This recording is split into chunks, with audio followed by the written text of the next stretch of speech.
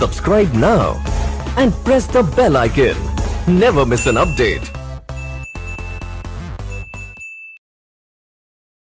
Hello दोस्तों, आप सभी का हमारे YouTube चैनल पर स्वागत है। यूपी बोर्ड की क्लास स्टार्ट हो गई है और ये क्लास NCERT के सिलेबस पर आधारित है।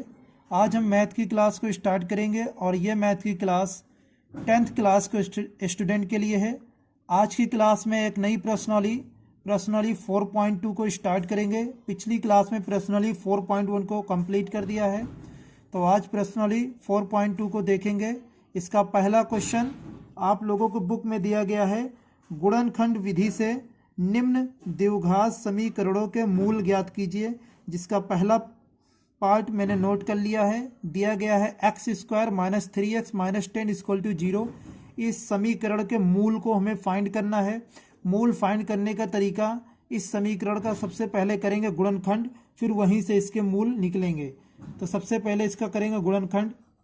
गुणनखंड में आप लोगों को मालूम है लास्ट वाले टर्म को, जो कांस्टेंट टर्म होता है, इसके साथ वेरिएबल लगा हुआ है, इसके साथ वेरिएबल लगा हुआ है। पर ये जो कांस्टेंट टर्म है इसका करना रहता है मल्टीप्लिकेशन। और मल्टीप्लिकेशन ऐसा करिए, अगर यहाँ पर प्लस है तो जोड़ने पर ये मिलना चाहिए, अगर यहाँ माइनस है तो घटाने पर ये मिलना चाहिए। तो कर लेते हैं माइनस, घटाने पर 5 - 2 और 5 2 = 10 मिलेगा हमको, = 0 के। यहाँ पर हो जाएगा x²। यहाँ पर माइनस से ब्रैकेट ओपन करेंगे, माइनस का 5x प्लस का 2x - 10 = 0 के। यहाँ इन दो पद में और इन दो पद में ब्रैकेट ओपन करने के बाद में कॉमन लेना रहेगा, तो कॉमन ले लीजिए। यहाँ पर x, तो x - 5 बचेगा, और प्लस का 2 यहाँ पर कॉमन ले लीजिए, x - 5 बचेगा, = 0। x - 5 एक ब्रैकेट में और x + 2 एक ब्रैकेट में, = 0। अगर यदि करके हम x - 5 = 0 लिखेंगे तो x = 5 मिलेगा। इसी तरह यदि x + 2 = 0 के, तो x = -2 मिलेगा। तो मूल हमारे निकल के आ गए हैं 5, -2। यही है इसका राइट आंसर। इस तरीके से पहले पार्ट को मैंने कंप्लीट कर दिया है। अब इसका अगला पार्ट देखेंगे। सेकेंड पार्ट इस क्वेश्चन का बिल्कुल आसान है, आप लोग इसको अपने आप से करेंगे। थर्ड पार्ट को मैं बता देता हूँ। थर्ड पार्ट में रूट दिया गया है, इसलिए मैं इस पार्ट को सोल्व कर देता हूँ। जब भी आप इस समीकरण को फैक्टर करने आएंगे, गुणनखंड करने आएंगे, तो x² का कोफिशिएंट और जो कांस्टेंट होगा उसका मल्टीप्लाई करने पर जो मिलेगा उसका हमको तोड़ना है, और जोड़ने पर 7 मिलना चाहिए, क्योंकि यहाँ प्लस है। तो देख लीजिए, करते हैं। जब √5 √2 को √2 से मल्टीप्लाई करेंगे तो 10 मिल जाएगा, और 10 को ऐसा फैक्टर करें, 10 का ऐसा फैक्टर करें कि जोड़ने पर 7 मिल जाए। तो 5 2 = 10 और जोड़ने पर 7 मिल रहा है, तो इसका मतलब हम यहाँ पर इसको रख सकते हैं। और साथ ही साथ ब्रैकेट ओपन कर दिया है मैंने, क्योंकि प्लस है तो प्लस वाले में डायरेक्टरी ब्रैकेट को ओपन कर देंगे। अब आगे के दो पद में, लास्ट के दो पद में कॉमन लेंगे, तो यहाँ पर कॉमन सिर्फ x है, तो हो जाएगा √2x + 7। और यहाँ पर हम कॉमन लेंगे √2। भाई 2 को हम √2 का स्क्वायर लिख सकते हैं, तो बच्चे ब्रैकेट में √2x + 5 के = 0। अब √2 प्लस, सॉरी यहाँ पर थोड़ी सी मिस्टेक है, यहाँ पर 5 रहेगा, क्योंकि 5 2 = 10 फैक्टर ये 5 है, तो यहाँ पर 5 हो जाएगा। तो इस तरीके से ये ब्रैकेट और ये ब्रैकेट दोनों कॉमन है, तो इसको एक जगह लिख लेंगे 5x + 2, और बचे हुए को x + √2 = 0। ये इसका फैक्टर हो गया है। अब इसको हम x, यदि √2x + 5 = 0 के, तो √2x = -5 के, x = -5/√2, एक मान ये निकल के आएगा। और ठीक इसी तरह यदि x + √2 = 0 के, तो x = -√2, तो हम लिखेंगे अतः मूल क्या हो जाएंगे? मूल यही जो x के मान निकल के आते हैं यही हमारे मूल हैं, 5/√2, -√2। यही है इसका राइट आंसर। तो इस तरीके से थर्ड पार्ट को मैंने कंप्लीट कर दिया है। अब इसका फोर्थ नंबर पार्ट में दिया गया है 2x² - x + 1/8 = 0 के। इसको सॉल्व करना है। जब भी कांस्टेंट आपको फ्रैक्शन में दिख जाए उसको रिमूव करना है। रिमूव कैसे होगा? इसका मल्टीप्लाई कर देंगे, हो जाएगा 16x² माइनस 8x प्लस 1 और इस 8 से 0 मल्टीप्लाई कर देंगे तो ये हो जाएगा 0। अब क्या करना है, यहाँ पर बनना है स्क्वायर, एक फार्मूला बनना है, इसको हम 4x का होल स्क्वायर लिख सकते हैं और इसको हम 1 का स्क्वायर लिख सकते हैं। देख बीच में क्या आ जाए 2 इंटू 4x इंटू 1, तो ये बनना है फार्मूला a माइनस बी का होल स्क्वायर। तो 4x माइनस 1 का whole square equal to 0, 4x minus 1 बराबर 0 के, 4x बराबर 1 के, तो यहाँ पर हो जाएगा x बराबर 1/1/4 के। तो यहाँ पर मूल क्या निकल के आएगा, यहाँ पर मूल निकल के आएगा 1/4 और यही है इसका राइट आंसर। इस तरीके से 4th नंबर पार्ट को भी कंप्लीट कर दिया है और इसका अगला पार्ट है 5, जो कि बिल्कुल आसान है। इसका गुणनखंड फैक्टर आप लोग आसानी से कर सकते हैं, बिल्कुल ऐसे ही होगा। तो इसको आप कंप्लीट कर लेंगे। अब हम दूसरा क्वेश्चन सोल्व करेंगे। सेकंड क्वेश्चन आपके बुक में दिया गया है, उदाहरण नंबर 1 में दी गई समस्याओं को हल कीजिए। तो उदाहरण नंबर 1 को देख लेते हैं, आपके बुक में कहाँ दिया गया है। उदाहरण नंबर 1 आप लोगों के बुक में पेज नंबर 79 पे दिया गया है। देखिए इसमें दिया गया है, जॉन और जीवंती दोनों के पास मिलकर कुल मिलाकर 45 कंचे हैं। दोनों 5-5 कंचे खो देते हैं और अब उनके पास कंचों की संख्या का गुणनफल 124 है। हम जानना चाहेंगे कि आरंभ में उनके पास कितने कितने कंचे थे। तो इसका सलूशन आप सभी के साथ करेंगे।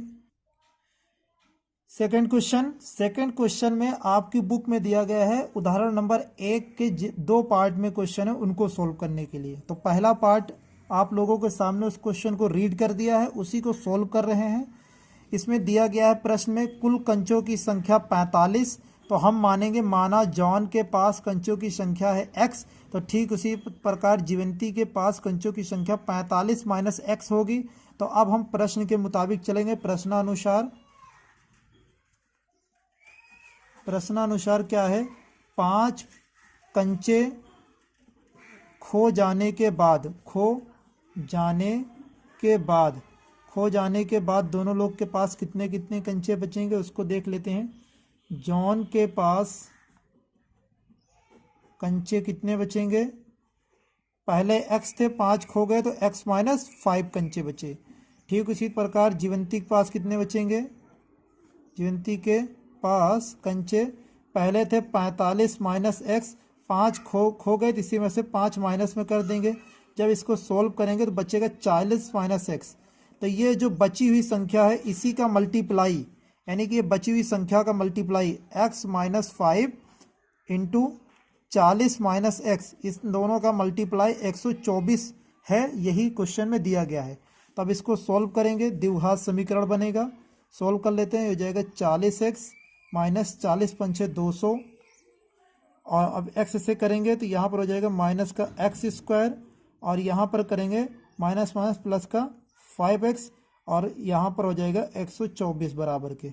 अब इस सारे टर्म को 124 को भी इस तरफ ले आते हैं, माइनस का x² यहाँ पर सोल्व करेंगे, हो जाएगा प्लस का 45x और यह माइनस का 200 और इस पार लाएंगे माइनस का 124 इक्वल टू 0 के। ये हो जाएगा माइनस का x² प्लस का 45x और यहाँ पर इन दोनों को जोड़ेंगे तो हो जाएगा 324 इक्वल टू 0 के। अब आप देखिए यहाँ पर x² जो माइनस में है, इसलिए इस पूरे समीकरण को माइनस से भाग दे देंगे। माइनस से भाग देने पर x² minus 45x plus 324 equal to 0, ये है हमारा द्विघात समीकरण। अब इसका हम करेंगे गुणनखंड। तो गुणनखंड इसको तोड़ेंगे कैसे, 36 गुणे 9, 36 9 है, इसका फैक्टर आएगा 36 इंटू 9 और जोड़ने में 45 मिलेगा। x² माइनस 36x और माइनस 9x और यहाँ पर हम माइनस से ब्रैकेट ओपन कर दिया है डायरेक्टली इक्वल टू 0। ये 2 में कॉमन, ये 2 में कॉमन देख लेते हैं क्या है। यहाँ पर x कॉमन तो x माइनस 36, यहाँ पे माइनस 9 कॉमन तो x माइनस, इसको करेंगे तो जाएगा 36 और माइनस बाहर कॉमन लेने की वजह से ये प्लस जो है माइनस में बदल जाएगा। अब x माइनस 36 ओवरऑल कॉमन हो जाएगा और हो जाएगा x माइनस 9 इक्वल टू 0 के। तो x माइनस 9 इक्वल टू 0 के यद करके तो x बराबर 9 आ गया। तो x किसकी थी, x थी जॉन, एक्स था जॉन के कंचों की संख्या, कितना था एक्स, और ये निकल के आया 9। ठीक उसी तरह का जीवंती के कंचों की संख्या 45 माइनस एक्स, तो 45 माइनस 9 और ये आ जाएगा 36। यही है इसका राइट आंसर। इस तरीके से क्वेश्चन नंबर 2 में एक पार्ट कंप्लीट हो गया। अब इसका सेकेंड पार्ट देखेंगे। इसका सेकेंड पार्ट जो एग्जाम्पल में दिया गया है आप लोग वहाँ से देख सकते हैं। आपके बुक में 79 पेज पर इसका एग्जाम्पल है। इसका सल्यूशन नेक्स्ट पेज पे मिल जाएगा, आप लोग देख सकते हैं। कैलकुलेशन बिल्कुल इजी है, आप समझ जाएंगे। फिर भी अगर कोई प्रॉब्लम है ऑफलाइन कमेंट में बताएंगे तो हम इसको डिस्कस कर लेंगे। इस तरीके से क्वेश्चन नंबर 2 टोटली कंप्लीट हो गया है। अब हम क्वेश्चन नंबर 3 आप सभी के साथ डिस्कस करेंगे। और क्वेश्चन नंबर 3 आपकी बुक में दिया गया, देख लेते हैं। दिया गया है ऐसी दो संख्याएं ज्ञात कीजिए जिनका योग 27 हो और गुणनफल 182 हो। तो इसका सलूशन आप सभी के साथ करेंगे। तीसरी क्वेश्चन का सलूशन दिया गया है दो संख्याओं का योग 27 है और दो संख्याओं का गुणनफल 182 है। तो इसमें हम मानेंगे, माना पहली संख्या x, तो ठीक उसी तरह दूसरी संख्या हो जाएगी 27 माइनस एक्स। तो प्रश्नानुसार इन दोनों संख्याओं का जो गुणनफल 182 है उसके इक्वल हम कर देंगे। तो ये हो गई हमारी पहली संख्या और ये हो गई दूसरी संख्या 27 माइनस एक्स। इसका गुणनफल है 182 के इक्वल। इसी को सोल्व करेंगे, हो जाएगा 27x माइनस का एक्स स्क्वायर इक्वल टू 182। ये दोनों पद को इस पार ले आएंगे तो हो जाएगा एक्स स्क्वायर माइनस का 27x और यहाँ पर हो जाएगा प्लस का 182 इक्वल टू 0 के। ये बन गया द्विघात समीकरण। अब इसका हम करेंगे गुणनखंड, फैक्टर करेंगे। तो 182 का जो फैक्टर होता है 14 इंटू 13 होता है और इसको जोड़ने पर 27 मिलेगा। तो यहाँ पर हो जाएगा एक्स स्क्वायर माइनस यहाँ पर हो जाएगा 14x और यहाँ पर हो जाएगा जोड़ने पर यहाँ पर माइनस का 13x और यहाँ पर 182 इक्वल टू 0। यहाँ पर x कॉमन लेंगे इन दोनों में, तो यहाँ पर हो जाएगा x माइनस 14 माइनस 13 कॉमन लेंगे तो x minus 14 equal to 0। x minus 14 overall common ले लेंगे, बचेगा x माइनस 13 इक्वल टू 0 के। तो यदि करके लिखेंगे, यदि x माइनस 14 बराबर 0 के तो x बराबर 14। और ठीक उसी तरह यदि x माइनस 13 बराबर 0 के तो x बराबर 13। तो यहाँ से पहली संख्या क्या आ जाएगी, पहली संख्या हम माने थे x, तो x का कोई भी मान ले लीजिए आप। चलिए हम 14 ले रहे हैं। तो दूसरी संख्या क्या हो जाएगी, दूसरी संख्या हो जाएगी आपकी 27 माइनस एक्स। तो 27 माइनस 14 घटाने पे आ जाएगा 13। तो यही है इसका राइट आंसर। इस तरीके से थर्ड क्वेश्चन भी कंप्लीट हो गया है। अब हम इसका अगला पार्ट क्वेश्चन नंबर 4 आप सभी के साथ डिस्कस करेंगे। और आपकी बुक में क्वेश्चन नंबर 4 दिया गया है, देख लेते हैं। क्वेश्चन नंबर 4 दिया गया है, दो क्रमागत धन पूर्णांक ज्ञात कीजिए, उनके वर्गों का योग 365 हो। दो क्रमागत धन पूर्णांकों का योग पूर्णांक ज्ञात करना है जिनके वर्गों का योग 365 हो। इसका सलूशन देखते हैं। इसका सलूशन, माना पहली धनात्मक पूर्णांक x, तो ठीक उसी तरह दूसरी धनात्मक पूर्णांक x प्लस होना जाएगी क्योंकि क्रमागत है। तो क्रमागत ठीक 1 जोड़ने पर मिलती है।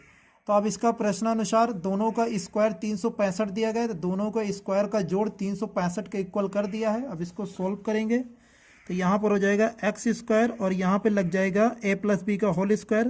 तो एक्स स्क्वायर 2x प्लस 1 और इस 365 को इस पार लेंगे, माइनस का 365 बराबर 0। यहाँ पर हो जाएगा 2x स्क्वायर प्लस 2x, यहाँ पर बचेगा माइनस का 364 इक्वल टू 0। पूरे इक्वेशन को 2 से भाग दे देंगे। तो लिख देते हैं 2 से भाग देने पर, 2 से भाग देने पर या 2 से कॉमन लेकर इधर 0 के पार भेजोगे तो ऑटोमेटिक 0 हो जाएगा। तो बचेगा x square x minus 182 equal to 0। और अभी कुछ देर पहले 182 का फैक्टर 14 इंटू 13 कर चुके हो, घटाने पर आना चाहिए क्योंकि यहाँ पर माइनस है, घटाने पर 1 आ भी रहा है। ठीक उसी तरह x square 14 minus 14x minus 13x minus 182 equal to 0। X common लेंगे x प्लस 14 बचेगा आगे के दो पद में, इधर कॉमन लेंगे 13 तो x plus 14 equal to 0, x plus 14 overall common ले लेंगे तो x माइनस 13 इक्वल टू 0। तो यदि x प्लस 14 इक्वल टू 0 के तो x बराबर माइनस 14, ये हमारा अमान्य है क्योंकि माइनस में हम नहीं लेंगे। तो अगला देख लेते हैं, यदि x माइनस 13 इक्वल टू 0 के तो x बराबर 13। तो यहाँ से पहली संख्या निकल के आ गई है, पहली संख्या है क्या, x माने थे जो कि 13 है। ठीक उसी तरह दूसरी संख्या क्या हो जाएगी, दूसरी संख्या हो जाएगी x प्लस 1, 13 प्लस 1 तो हो जाएगी 14 के। तो यही है इसका राइट आंसर।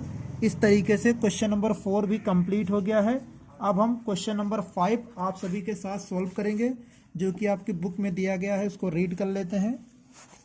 क्वेश्चन नंबर 5 दिया गया है, एक समकोण त्रिभुज की ऊंचाई उसके आधार से 7 सेंटीमीटर कम है, यदि कर्ण 13 सेंटीमीटर हो तो अन्य भुजाएं ज्ञात कीजिए।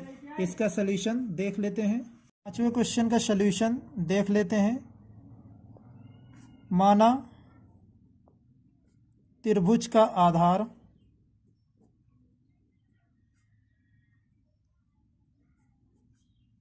x है तो ऊंचाई क्या हो जाएगी, ऊंचाई आधार से 7 सेंटीमीटर कम है तो x माइनस 7 हो जाएगी। और त्रिभुज का कर्ण आप लोगों के क्वेश्चन में दिया गया है, त्रिभुज का कर्ण दिया गया है, कितना दिया गया है, 13 दिया गया है।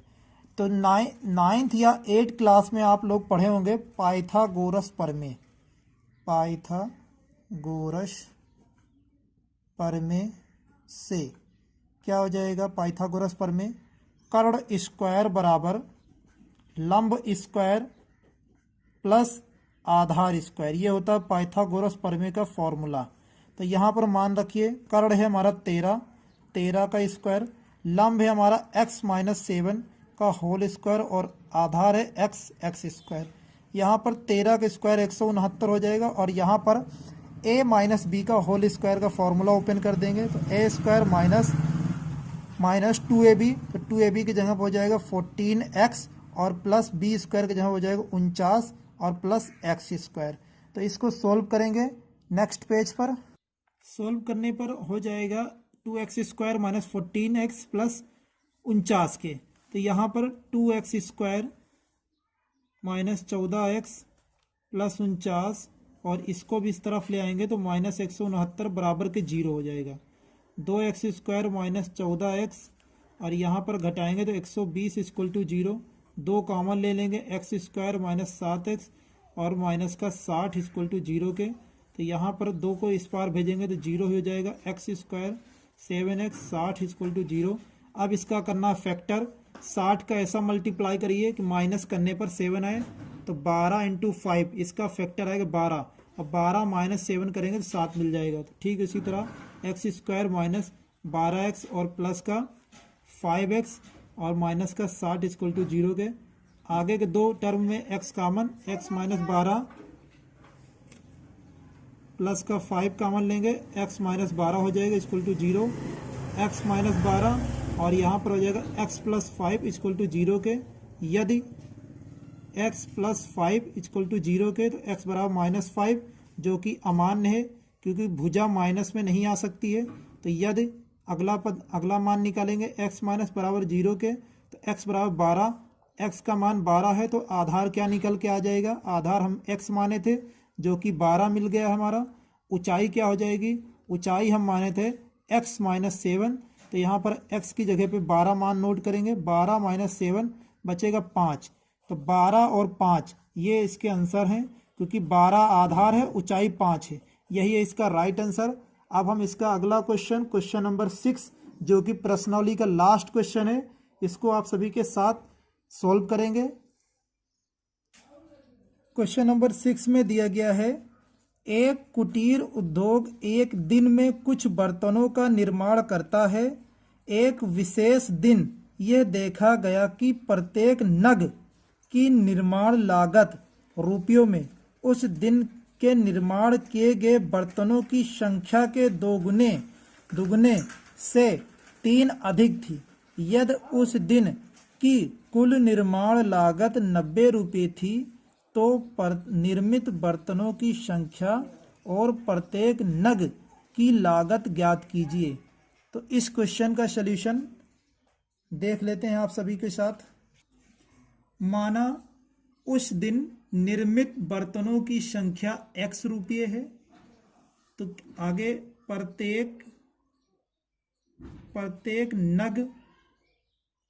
प्रत्येक नग की निर्माण लागत क्या हो जाएगी। क्वेश्चन में क्या दिया गया, निर्माण लागत दिया गया है, इसके 2 गुने से 3 अधिक, तो 2x + 3 हो जाएगा। तो यहाँ पर अब उस दिन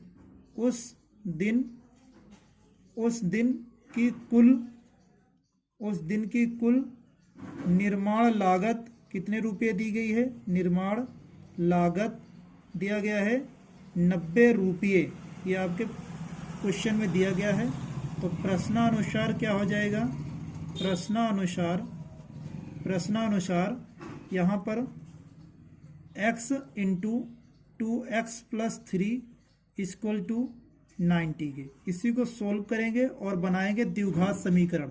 तो यहाँ पर हो जाएगा 2x² और प्लस का 3x, और यहाँ पर 90 को इस पार लाएंगे तो माइनस का 90 = 0 के। तो अब देखिए यहाँ पर हमको द्विघात समीकरण मिल गया है। अब इसका करना है गुणनखंड। तो गुणनखंड करने से पहले ये x² के कांस्टेंट से, कोफिशिएंट से इस 90 को मल्टीप्लाई करेंगे तो हो जाएगा 180। 180 का ऐसा फैक्टर कीजिए कि घटाने पर, यहाँ माइनस है इसलिए घटाने पर 3 मिलना चाहिए। तो 180 का एक फैक्टर होता है 15 और 12, 15 × 12 इसका फैक्टर 180 मिलेगा, माइनस करने पर 3 मिलेगा। तो सोल्व कर लेते हैं। 2x² + 15 - 12 × x - 90 = 0 के। तो 2x² यहाँ पर x से ब्रैकेट ओपन करेंगे, 15x माइनस का 12x और माइनस का 90 = 0 के।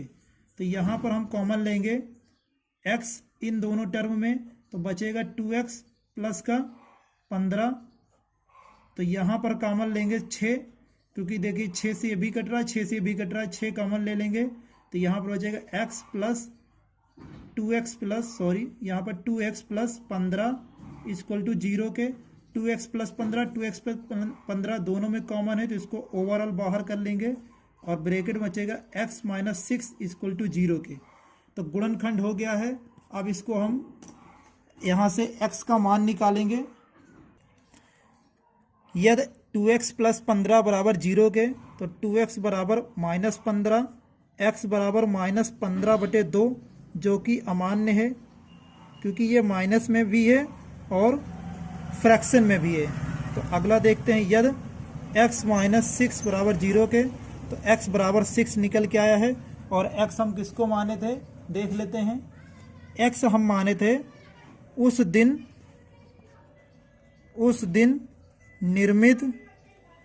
निर्मित बर्तनों की संख्या माने थे x, जो कि 6 निकल के आया है। तो अब हमको निकालना है प्रत्येक नग की निर्माण लागत क्या हो जाएगी। 2x + 3 माने थे, तो यहाँ पर 2 × 6 + 3, 2 × 12 + 3, 12 × 3 = 15। तो यहाँ से निर्माण लागत प्रत्येक नग की 15 रुपये और निर्मित बर्तनों की संख्या 6 है। तो यही है इस क्वेश्चन का राइट आंसर। इस तरीके से क्वेश्चन नंबर 6 भी कंप्लीट हो गया है और ये साथ साथ ये प्रश्नावली भी कंप्लीट कर दिया मैंने। तो आज के लिए इतना ही रखेंगे। नेक्स्ट क्लास में कोई नई प्रश्नावली स्टार्ट करेंगे, प्रश्नावली 4.3। तो आज की क्लास आप लोगों को कैसी लगी, ऑफलाइन कमेंट में ज़रूर से ज़रूर बताना और ज़्यादा से ज़्यादा शेयर करना, हर एक दोस्तों तक पहुंचाना, हर एक ग्रुप में, स्टडी ग्रुप में शेयर करना, ताकि हर एक फ्रेंड को, हर एक बच्चे को हमारी क्लास के माध्यम से, चैनल के माध्यम से हेल्प मिल सके और वो अपने कोर्स को कंप्लीट कर लें। यूपी बोर्ड के सारे स्कूल 19 अक्टूबर से ओपन हो गए हैं, तो पढ़ाई आप लोगों की शुरू हो गई है। इससे पहले कोर्स को कंप्लीट करना है पेपर से पहले। तो आप लोग बेहतर तरीके से तैयारी कीजिए। हमारे चैनल को सब्सक्राइब करें, बेल आइकन प्रेस करें ताकि हमारी क्लास की नोटिफिकेशन आपको सबसे पहले मिले। आज के लिए इतना ही। थैंक यू, धन्यवाद।